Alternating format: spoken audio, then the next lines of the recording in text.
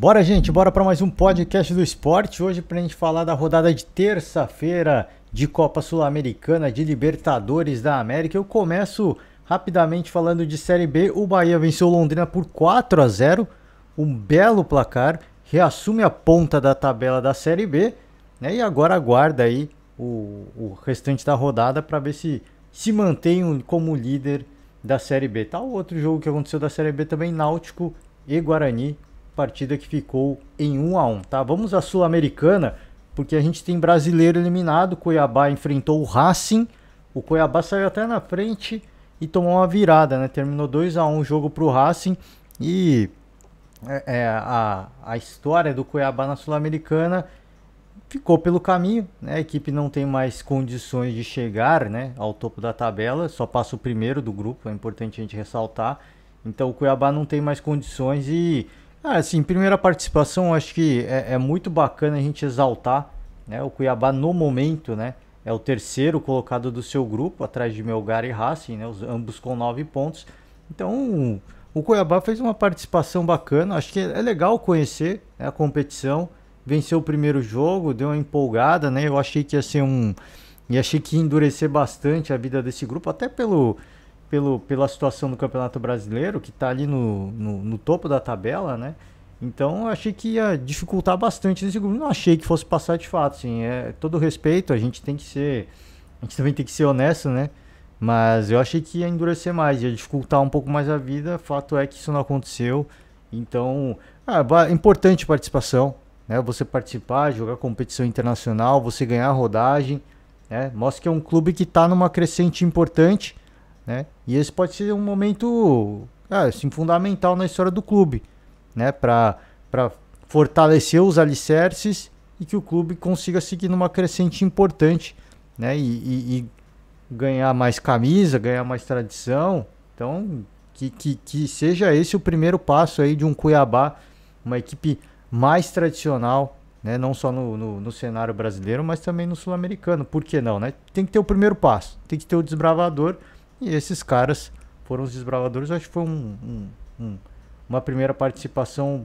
É sempre bom, é bacana, né? Por mais que não tenha passado para a próxima fase, não tenha dificultado a vida dos principais favoritos, é sempre uma participação. É legal você participar desse tipo de competição. Diferentemente do Cuiabá, o Ceará venceu por 3-0 o Laguaira e o Ceará segue 100% na sua campanha aí na Copa Sul-Americana.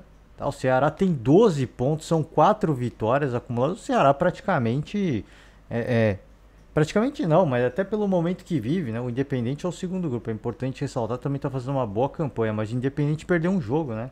Então o Ceará é o líder de momento, né? Tá, todo mundo já tem 4 jogos. Disse aí praticamente, que eu ia falar, praticamente se classificou. Tem mais 2 jogos, né? É importante a gente destacar isso. Mas até pelo que vem fazendo, eu acho que o Ceará tem totais condições de se classificar e se classificar bem, né? Difícil, é muito difícil, ainda mais com um grupo que tem um Independente, né? Uma camisa muito pesada. Mas tem equipes que o Ceará, por exemplo, diferente do Cuiabá, o Ceará ele é mais estruturado que o Cuiabá, né? Importante a gente destacar. E não é nenhum demérito. O que o Cuiabá fez é impressionante, né? Um time que tem muito menos tradição que o Ceará, por exemplo, no futebol brasileiro, e chegou, né? E chegou numa mesma competição. Então, cara, eu espero que o Ceará consiga. Tem futebol para isso, tem uma equipe para isso, tem um bom comando técnico para isso, e a gente vai seguir na torcida para que essa equipe passe, né, para a próxima fase da Copa Sul-Americana, tá? Vamos falar agora de Libertadores, um resultado, cara, assim, para mim inacreditável. The Strongest 5, Atlético Paranaense 0. É isso mesmo, jogo na altitude, mas 5-0 é algo, ainda mais para um time do Carille, que a gente tem um entendimento que defensivamente é mais reforçado, né? É um time que defensivamente ele é mais sólido, ele tende a ser mais compacto, ele tende a ser mais regular defensivamente. Cara, esse resultado Meu, pra quem. Pego pra ver os melhores momentos, assim. Eu não tenho palavras para descrever o que foi essa atuação do Atlético Paranaense. Foi uma das atuações mais vexatórias que eu vi de uma equipe brasileira na Copa Libertadores. Uma das atuações mais vexatórias. O The Strongest chegava 5 gols pelo alto. Porque assim, os caras do Atlético Paranaense, eles não disputavam a bola pelo alto. Não disputava, assim, os gols foram muito parecidos, cobrança de falta, cruzamento na área, os caras cabeceavam sozinho. É impressionante, sim. O primeiro tempo só teve um gol do The Strongest, mas antes do primeiro gol já havia tido uma oportunidade também de um ataque do The Strongest, o cara cabeceou sozinho também, a bola bateu na trave. Então, assim, cara, um jogo, como diria Mauro César Pereira, um jogo pífio e absolutamente patético do Atlético Paranaense. Cara, assim, repito, falei e vou repetir com todo o respeito à equipe do Atlético, que eu gosto muito, e eu cravei aqui várias vezes, esse casamento Carille e Atlético Paranaense, eu acredito que vai dar muito certo. Eu cravei várias vezes aqui, e eu acho que ainda pode dar muito certo, mas, cara, 5-0 o técnico perde toda a credibilidade. Perde toda a credibilidade. Se foi, falei e repeti mais uma vez, foi uma das atuações mais, cara, bizonhas que eu já vi de uma equipe brasileira na Libertadores. Ah, foi na altitude. Não interessa, cara. Não interessa. Não pode tomar 5 gols da forma como foi. Não existia competitividade. Os caras não pulavam para disputar a bola pelo alto. O The Strongest fez o que quis. E passou o carreto. E tem que passar o carreto mesmo. Se o adversário não tá nem aí, não quer jogar a bola, tem que ir lá e tem que golear. É, cara, assim, lamentável a atuação do Atlético Paranaense. E assim, gosto demais, é uma equipe bem gerida. Mas esse placar não apaga nada do trabalho que essa equipe faz em termos de gestão e o que tem, assim, o peso que tem essa camisa no futebol brasileiro, o destaque que vem ganhando nos últimos anos como uma equipe que sempre corre por fora, né? Tem os grandões que ganham tudo e o Atlético Paranaense está sempre lá mordendo alguma coisa, né? Mas, cara, essa participação foi, no mínimo, bizonha, assim. Bizonha, para não usar o termo que eu queria usar. Enfim, o Atlético Paranaense é o lanterna do seu grupo, tá? E agora vai ter que brigar por uma classificação para a Sul-Americana. Esse é o prêmio, assim. Sonhar com classificação na próxima fase, para mim, essa derrota desmoraliza tudo. Tem chance? Tem. Óbvio que tem chance. Tem todo mundo tá com 4 jogos nesse grupo. Só o Libertad distou um pouco, tem 7. The Strongest e Caraca tem 5 e o Atlético Paranaense tem 4. O Atlético Paranaense tem apenas um ponto, tem mais 2 jogos para acontecer. Classificação tem chances totais. Mas o que a gente viu essa atuação contra o The Strongest, não sei, cara, assim, eu ainda acho que o Carille Atlético pode dar muito certo, mas isso dá uma desmoralizada absurda. Um elenco, cara, assim, um time parecendo que, ó, não tô falando que isso tá acontecendo, mas sabe quando o time quer derrubar o treinador, os caras não fazem nada? Foi tipo isso, assim, eu não acho que é isso que tá acontecendo, eu acho que não houve preparação para jogar na altitude. Sim, se pra gente ser justo, tá? E aí, não é usando como desculpa, mas pra ser justo, eu acho que o time foi lá, falou, vamos lá jogar. Não houve preparação para jogar na altitude. Não houve, assim, altitude não é nada, vambora. Quando chegou lá, viu que o negócio deu a primeira corrida de 5 minutos, morreu, o time acabou. O time acabou porque não se preparou para isso. É um evento diferente, tá? É um jogo, é uma preparação diferente. Você vai pro jogo, né, algumas horas antes da partida, né? Dizem que não faz diferença você ficar, para fazer diferença tem que ficar um mês antes, né? 2 meses antes lá, não tem condição. Se você vai uma semana antes também não adianta nada. Então é melhor ir antes, que você chegar lá, você sente menos efeito, vai respirando oxigênio até a hora do jogo, e aí quando chegar o jogo você vai, corre uma bala, dá o intervalo, toma mais um cilindro de oxigênio e dá uma oxigenada no sangue e vai embora, né? Esse é o que os especialistas dizem. A impressão que passou é que o Atlético não se preparou em nada para essa partida, para jogar na altitude. Você achou que estava jogando na Arena da Baixada, a gente vai jogar na Arena da Baixada aqui, porque na altitude a bola corre mais, né? Então é do jeito que a gente gosta. Mas se você corre mais na altitude, você acaba mais rápido, né? Faltou essa gestão. Imagino que tenha sido isso, tá? Difícil, um time extremamente apático dentro de campo e falei, vou repetir, acho que não houve qualquer tipo de preparação especial para fazer um jogo nesse, assim, num lugar onde a altitude pesa bastante, tá? Se foi isso ou não, aí a gente não pode dizer, mas foi uma atuação bizonha, quase vexatória, foi. Assim, foi constrangedor, eu diria. Foi no mínimo constrangedor. Todo respeito ao Atlético, que eu gosto muito, torço muito, que é uma das equipes muito bem geridas do futebol brasileiro, torço muito e ainda acho que o Carille pode dar muito certo lá. Eu ainda acredito nisso, mas vai ter que repensar muita coisa aí para quando for se preparar para jogos desse tipo, tá? Jogos importantes. Esse no caso era um jogo muito importante, tá? Necessita de uma preparação bastante cautelosa, tá?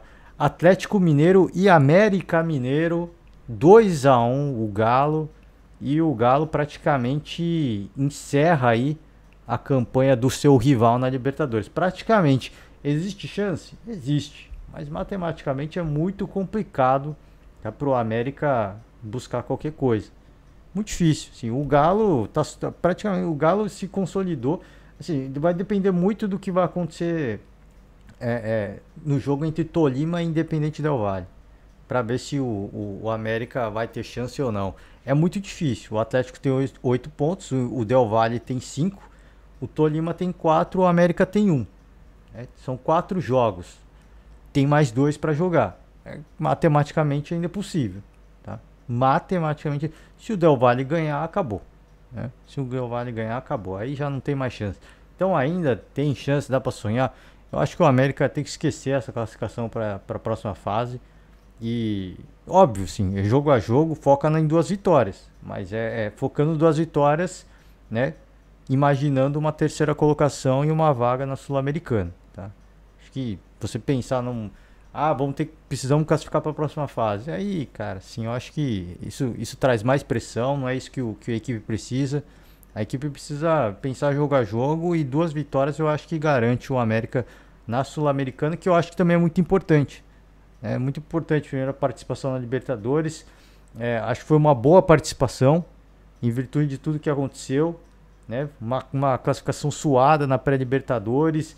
Fez jogos também complicados nessa fase de grupos, onde jogou bem em casa, mas perdeu. Ainda com o Marquinhos, não com o Mancini. Dificultou muito naquele jogo contra o Atlético Mineiro. Então, cara, assim, foi uma participação honrosa, né?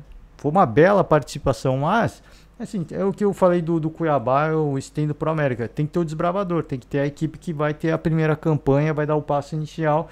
E esse talvez seja um passo inicial para uma equipe ganhar mais tradição, mais camisa. É importante, né? É importante. E eu acho que tem que focar aí. Aí sim, Sul-Americano acho que tem totais condições. E eu acho que tem que focar nisso. O Atlético Mineiro foi muito superior nessa partida, mas muito superior. Tomou até um gol bizonho ali no erro do Everson, né, que era para ele ter tirado a bola. Ele não sei o que aconteceu, cara.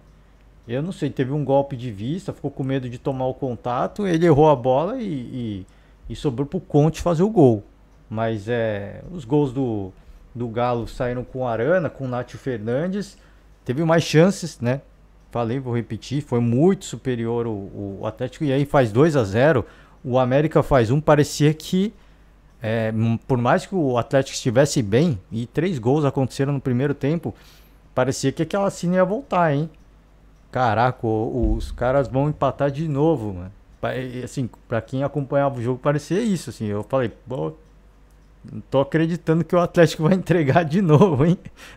Vai entregar, vai espalhar a farofa mais uma vez, hein? E não, dessa vez prevaleceu. O gol aconteceu, repito, por um erro bizonho do Everson. Se esse erro não tivesse acontecido, ia ser 2-0, com possibilidade de ter feito mais, diferente da outra partida, em que o América deveria ter saído vencedor. Né? Dessa vez o Galo não deu chance pro azar, o Galo foi muito superior. E aí comecei falando, né? Atlético Mineiro e América, nesse caso é o inverso, né? América Mineiro e Atlético Mineiro, porque dessa vez o América foi o mandante, né? Da outra vez o Atlético foi o mandante, curiosamente, né? Quando a equipe foi o mandante, o visitante foi melhor, né? De um modo geral, o América foi melhor. Era para ter saído vencedor, empatou com um gol ilegal, né? Um gol irregular. Enfim, dessa vez o Galo não deu chance nenhuma, né? Apesar de ter tomado um gol, não deu chance, foi para cima, criou, mostrou a sua superioridade. E o Galo, quando quer jogar, é muito superior. Isso é indiscutível, né? O Galo é muito superior.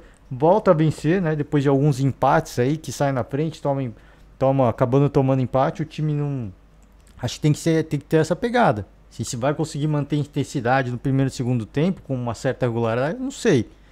Mas precisa manter essa pegada. Não adianta fazer 2 gols no primeiro tempo e aí tomar 2 no segundo tempo. Não adianta, né? Então, são ajustes que o Turco Mohamed vai ter que fazer. Ele é o treinador, tá lá para isso, tem que fazer ajustes, né? Conversar com o departamento médico, fisiologia, enfim, entendeu por que tá caindo tanto rendimento. Essa partida foi diferente já. E a gente espera que seja aí que agora isso se mantenha, que essa regularidade se mantenha do Atlético, não só no primeiro tempo, mas também no segundo tempo, tá? Para encerrar, Independiente Petroleiro contra Palmeiras. O Palmeiras que goleou o Petroleiro por 8-1 no primeiro jogo. Nesse jogo da volta, na altitude, foi 5-0 para o Palmeiras. 5-0 para o Palmeiras, o Petroleiro com 1 a menos.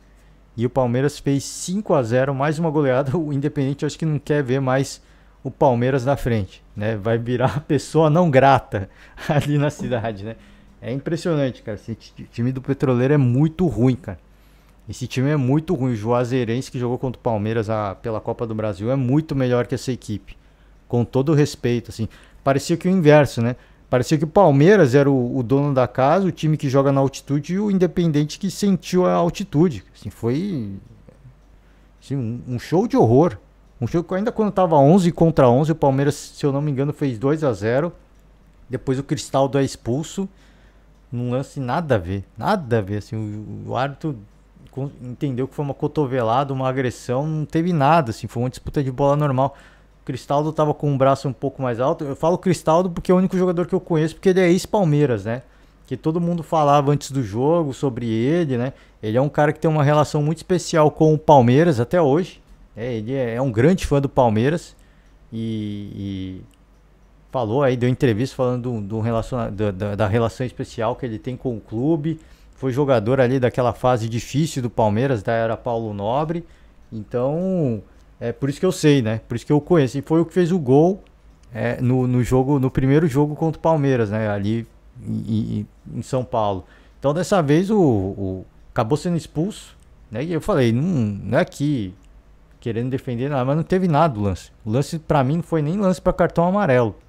Só que aí eu não sei quem tava na disputa com ele, o jogador caiu com a mão no rosto, o juiz viu ele com o braço alto e entendeu, como não tem VAR, né? Ele entendeu que foi uma agressão, uma cotovelada, mas não teve. E o Cristaldo ele nem discute, né? Esse que é o mais estranho. Ele nem discute, acho que talvez por ser o Palmeiras, né? Ou por saber que já vai tomar uma goleada, eu já tava 2-0. Vou embora que eu não vou participar desse 7-1 versão boliviana. Eu não vou participar disso, né? Não sei também, o cara nem discutiu. O juizão foi muito mal nesse lance. Aí praticamente liquida a fatura, né? Porque o Palmeiras pode tirar ainda mais o pé, né? Porque não dá para manter intensidade jogando na altitude, mas o Palmeiras manteve a posse de bola, foi agressivo. Direito a um golaço, mas cara, assim, um golaço do Rafael Veiga. Por isso que eu falei, parecia que o Palmeiras era o dono da casa, que joga na altitude, porque explorou a altitude como ninguém. Esse chute do Veiga é o que os times bolivianos costumam fazer. Eles chutam de longe, porque o ar é rarefeito, a bola pega um efeito diferente, e o Veiga fez um gol lá a equipe boliviana, né, chutando de longe, explorando esse efeito da bola, um belo golaço. O goleirão do Petroleiro sequer se mexendo nesse... Cara, assim, deu dó do goleiro do Petroleiro, hein? Deu dó, ele foi tomando terceiro, quarto, tomou o quinto e ele reclamando. Pô, eu de verdade, assim, deu uma dó do goleiro, porque ele não teve culpa em nenhum dos lances, cara. Ele não teve culpa em nenhum dos lances. Tirando esse do chute do Veiga, talvez dava pra ele ter se mexido um pouquinho mais, só pra disfarçar, né? Pra falar que tentei. Os outros não tem o que fazer, cara. E o Navarro fez gol de novo no Petroleiro. Teve gol do Murilo de cabeça. Então o Palmeiras sobrou. Eu falei, ainda mais com um jogador a mais. O Palmeiras tendia a sobrar no 11 contra 11, com 10 contra 11, o Palmeiras foi infinitamente superior, continuou agredindo, continuou aproveitando as oportunidades que teve e foi fazendo gols, né? E o Palmeiras é assim que o Palmeiras, essa é a nova versão Palmeiras, né? Em respeito à bola, a gente continua jogando futebol, a gente não vai parar de jogar. E é isso que o torcedor, o fã do esporte gosta de ver, mas o torcedor do Palmeiras também quer ver isso, né? Uma coisa que o torcedor do Palmeiras cobrava muito. Pô, por que precisa ser tão sofrido toda vez? Por que precisa fazer um gol, recuar e ficar jogando contra-ataque, né? Era algo que o torcedor sofria muito. E assim, não dá pra dizer que você se acostuma com esse tipo de jogo. Você pode perguntar pra qualquer palmeirense, não dá pra acostumar com esse tipo de jogo. Tanto que o torcedor palmeirense, assim, se o Palmeiras chega numa semifinal, o torcedor não vai comprar o ingresso da final. Porque assim, dependendo do adversário, ele vai falar, pô, pega um Flamengo, o Palmeiras vai jogar no contra-ataque, vai jogar no estilo 2020, 2021, né? Vai jogar mais no contra-ataque, não dá pra gente cravar que a gente vai, até porque por não ter o fator gol fora de casa, ainda foi também uma das coisas que aconteceram, né, na final da Libertadores do ano passado. Que o Flamengo pega uma chave mais fácil, o Palmeiras enfrentou São Paulo, enfrentou o Galo, então o torcedor não saiu comprando o ingresso da final. Fala, cara, primeiro a gente vai ter que bater o São Paulo, que a gente nunca bateu, né, no mata-mata de Libertadores. Aí a gente vai pegar o Atlético Mineiro, que é o time a ser batido no cenário nacional. Aí quando bate os dois, aí sim, quando chega, os caras vão tentar comprar, mas os rubro-negros já tinham comprado tudo, né? Então realmente foi... o torcedor, acho que até hoje, assim, dependendo da chave que pegar, é o time a ser batido na Libertadores? É. Mas não é que o torcedor é desconfiado. O torcedor sabe que, dependendo do adversário, o Palmeiras vai jogar dessa forma defensiva, apostando no contra-ataque. Porque o Palmeiras tem essa variação tática. Jogou assim contra o Chelsea, segundo tempo contra o Flamengo, agora recente foi assim. Então o Palmeiras tem essas variações.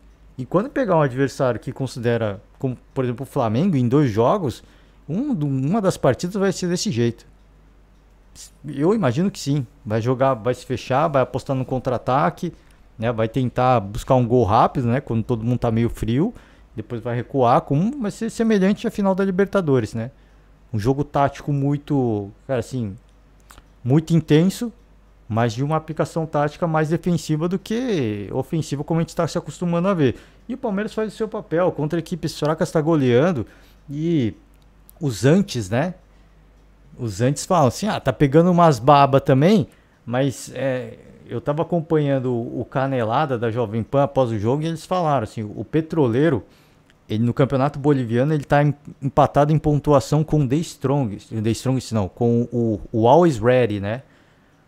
O Palmeiras goleou o Petroleiro em 2 jogos, tá? O Corinthians perdeu pro Always Ready. O Always Ready é um pouquinho mais alto, se eu não me engano, mas assim, o efeito da altitude pesa igual pro jogador brasileiro. O Corinthians perdeu do Always Ready. O que tá no grupo do Corinthians também, eu esqueci o nome, hein? Qual que é o nome da equipe? Deportivo Cali, empatou lá, né? Saiu perdendo de 2-0, empatou. Então você vê, assim, e é uma coisa que na própria Jovem Pan eu tava acompanhando o jogo, ouvindo a Jovem Pan, né? E o Flávio Prado falou isso, cara, assim, não é que esse time é muito ruim, é que o Palmeiras tá muito acima dos outros, das outras equipes da Libertadores.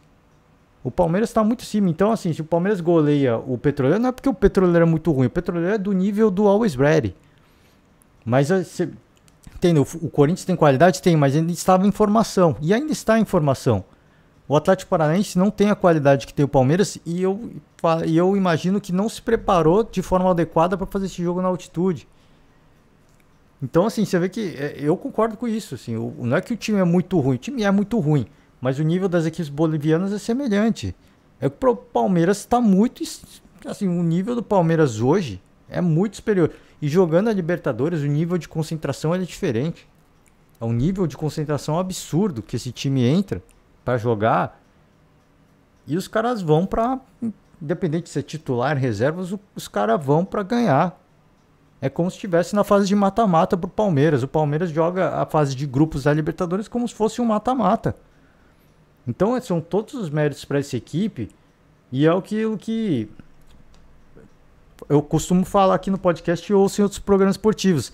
É esse tipo de motivação que o Palmeiras precisa encontrar, que a comissão técnica precisa encontrar e os jogadores juntos para jogar um campeonato brasileiro, para jogar contra um adversário menos tradicional na Copa do Brasil. Esse é o tipo de motivação que essa equipe tem que ter.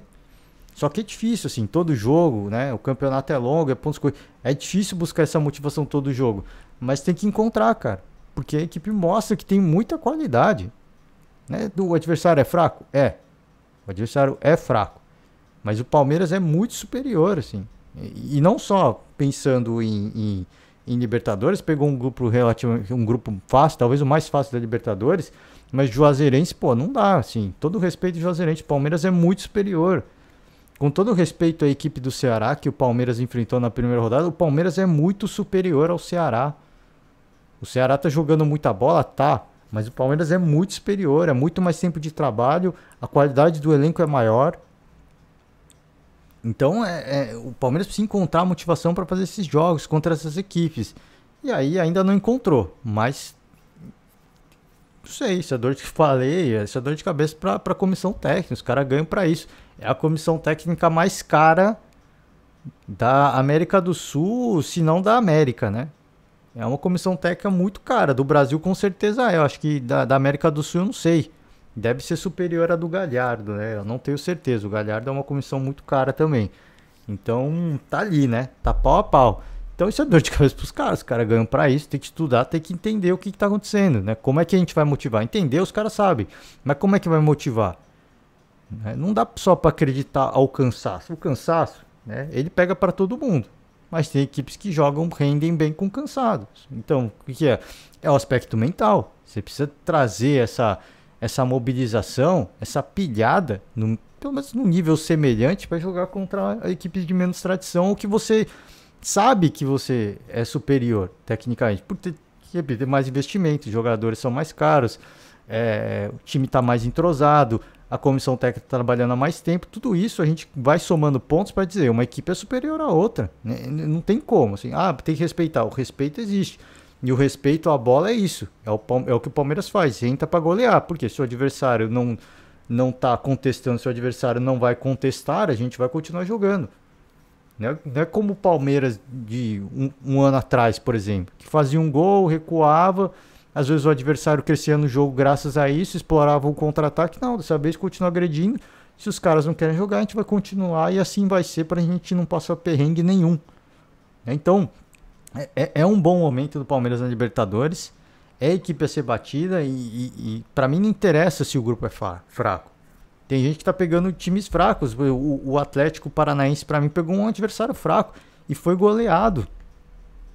Foi goleado. O time do Flamengo pegou aí a Universidade Católica, que é o adversário. A gente imagina que seja o adversário mais difícil. Ganhou ali, para mim ganhou bem, mas foi 3-2, né? Mas você vê que não foi uma goleada, mas o Flamengo é muito superior à Universidade Católica também. Então, independentemente, assim, se é um grupo fraco, o Palmeiras está indo lá e está goleando. Por exemplo, o Flamengo pegou na primeira rodada o Sport Cristal. Foi 2-0. Né? O Flamengo tem time para fazer 4-5. Né? Vamos ver se o time ganhando mais corpo. Agora foi melhorando, né? Foi melhorando. Fez 2 no primeira rodada, fez 3 na segunda rodada. Aí na terceira rodada fez 3 gols também, aí com o adversário mais complicado da chave, talvez. Vamos ver se o Flamengo cresce essa toa de gols, né? De fazer gols, mas entenda que o Palmeiras pega uns times fácil, uns times mais fracos e tá goleando. Então não é porque o adversário é fraco. Não, todo mundo tá pegando adversário fraco. O Palmeiras é o único que tá tendo competência de golear. E isso a gente tem que parabenizar. Assim, vocês estão parabenizando, mas o adversário é fraco. Não tem, tá parabenizando porque a equipe entende que é um adversário fraco e tá jogando. Continua agredindo. Diferente de outras equipes que estão pegando o adversário que tá sofrendo. Né? Às vezes perde. Por quê? Porque, mano... E aí quando acontece isso, aí não vale, né? Ainda, altitude. Não, cara. Assim, o Palmeiras tem uma chave fácil. Pra mim, a chave mais fácil da Libertadores é a do Palmeiras. Mas o Palmeiras poderia muito, muito bem fazer 2 gols e recuar como costumava fazer há 2 anos atrás, no ano passado. Então o Palmeiras segue agredindo. E faz um caminhão de gols, é a melhor campanha disparada dessa Libertadores. E o Palmeiras praticamente classificado, tem 12 pontos com um saldo de 18 gols. O Palmeiras fez 20 gols e tomou 2 gols. Assim, são números absolutamente impressionantes. Pelo que eu tava vendo, o Palmeiras tem condições de se seguir nessa tocada até porque vai fazer 2 jogos em casa agora. Seguindo essa tocada de goleadas, o Palmeiras tem condições de fazer a melhor primeira fase da história da Libertadores. Então é impressionante, sim, é uma campanha impressionante e é um time que está sobrando, sim. Na Libertadores, com o time titular, reserva, mesclado, mistão, está sobrando e a gente parabeniza aqui o trabalho porque tem que ser parabenizado. Aí a crítica fica por conta das outras competições. O que o Abel e a comissão técnica e os jogadores vão fazer para conseguir esse tipo de mobilização, para jogar o Campeonato Brasileiro, para jogar a Copa do Brasil? Aí é dor de cabeça para eles, mas foi mais uma bela exibição do Palmeiras. Falei, vou repetir, 12 pontos, líder sobrando, o segundo colocado é o Emelec, tá? O Emelec tem 5 pontos, o Palmeiras tem 12. E o Palmeiras tem um saldo de gols de 18. O Palmeiras está sobrando, reina absoluto nesse grupo, tá? E todo mundo com 4 jogos, hein? Importante destacar isso. Todo mundo com 4 jogos, o Palmeiras tem 12 pontos, tá? O Emelec, que é o segundo, tem 5 pontos, tá? Então o Palmeiras está absoluto e tem tudo para fazer a melhor campanha geral da Libertadores. E mesmo se não fizer, vai ter o melhor saldo de gols da competição disparado, né? Porque é um caminhão de gols que essa equipe está fazendo. Então é isso, gente. Por hoje eu vou fechar o podcast. Vamos acompanhar a rodada de quarta, tá? Os brasileiros que vão entrar em campo. Vai ter Flamengo, né? Jogo importante ali, Always Ready e Boca, importante para pontuação, né? Jogo também do mesmo grupo, Deportivo Cali e Corinthians. É fundamental para o Corinthians empatar pelo menos com o Deportivo Cali, porque o Cali empatou com o Always Ready fora de casa. Então é fundamental pelo menos sair com um ponto aí, porque aí a classificação é totalmente possível. Todo mundo, aliás, do grupo tem chance de se classificar ainda, né? Mas empatar ali já deixa o Corinthians numa situação bem bacana para a classificação, tá? E de Sul-Americana a gente vai ter o Atlético Goianiense, o Fluminense, né? Vai enfrentar o líder do seu grupo, o Júnior Barranquilla. E é isso, né?